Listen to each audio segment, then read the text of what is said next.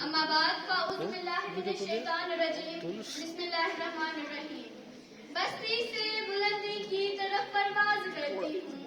بستی سے بلندی کی طرف پرواز کرتی ہوں خدا کے نام سے تقریر کا آغاز کرتی ہوں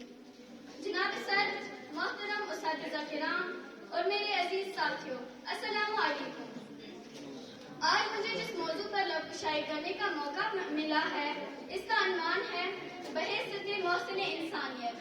جناب والا سرمایہ حیات ہے سیرت رسول کی سرمایہ حیات ہے سیرت رسول کی فلاح ہے کائنات ہے سیرت رسول کی بنجر دلوں کو آپ نے سیلاب کر دیا بنجر دلوں کو آپ نے سیلاب کر دیا ایک چشمہ صفات ہے سیرت رسول کی جناب والا یہ تو وہ موضوع ہے جس کو بیان کیا جائے ساری دنیا کے درختوں کو قلم بنا دیا جائے ساری دنیا کے سمندروں کو روشنائی بنا دیا جائے زمین سے لے کر آسمان تک خلا کے ہر حصے کو راہ بنا دیا جائے تو پھر یہ بھی تو گمان ہو سکتا ہے کہ دنیا کے سارے قلم ٹوٹ جائے زمین سے لے کر آسمان تک خلا کا ہر حصہ پور ہو جائے مگر سیرت مصطفیٰ صلی اللہ علیہ وسلم کا ایک باب بھی پورا نہ ہوگا مگر سیرت مصطفیٰ صلی اللہ علیہ وسلم کا ایک باب بھی پورا نہ ہوگا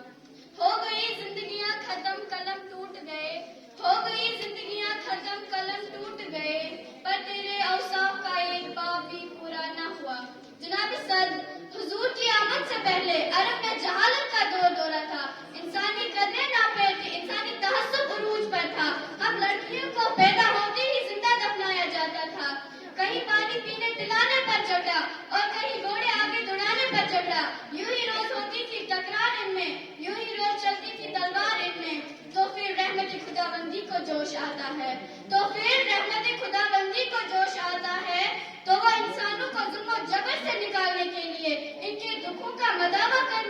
کرنے کے لیے ان کے زخموں پر مرہم رکھنے کے لیے رحمت دو جہاں کو رحمت للعالمین بنا کر بھیجتے ہیں اور ساتھ میں فرماتے ہیں وَمَا أَرْسَلْنَاكَ إِلَّا رَحْمَةً لِلْعَالَمِينَ ہم نے آپ کو تمام جہانوں کے لیے رحمت بنا کر بھیجا وہ نبیوں میں رحمت لقب پانے والا وہ نبیوں میں رحمت لقب پانے والا مرادے غریبوں کی بر لانے والا مصیبت میں غیروں کے کام آنے والا مصیبت میں غیروں کے کام آنے والا وہ اپنے پرائے کا غم کھانے والا جناب صدر میرے نبی صلی اللہ علیہ وسلم سخاوت میں سب سے زیادہ سخی تھے میرے نبی صلی اللہ علیہ وسلم جرأت میں سب سے زیادہ جمی تھے میرے نبی صلی اللہ علیہ وسلم بولنے میں سب سے زیادہ شفیق تھے وہ ہمیشہ سچ بولنے والے لوگوں کا ساتھ دیتے تھے وہ لوگوں کی مدد کیا کرتے تھے اور جو کوئی بھی میرے نبی صلی اللہ علیہ وسلم کو دیکھتا تھا معروف ہو جاتا تھا حسن یوسف کو دیکھ کر کٹ گئی تھی انگلیاں